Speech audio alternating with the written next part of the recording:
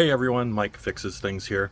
I've got a little tip for you if you've got a Honda that doesn't seem to start on occasion and you can't figure out just why that is. This might help you out. So what's happening with mine is it's a standard, so you have to push in the brake and the clutch to get her started, and you turn the key and nothing happens. What I've discovered is a little tip that might help you out. You put the key in the ignition, put it all the way to the starting position, and then push the clutch in.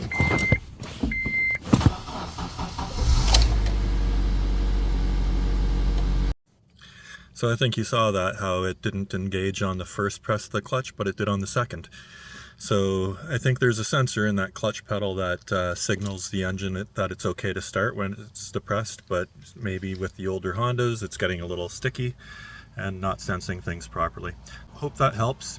If it did, please click like, subscribe. I've got a lot of other little fix-its that might help you out too. And let me know if it worked.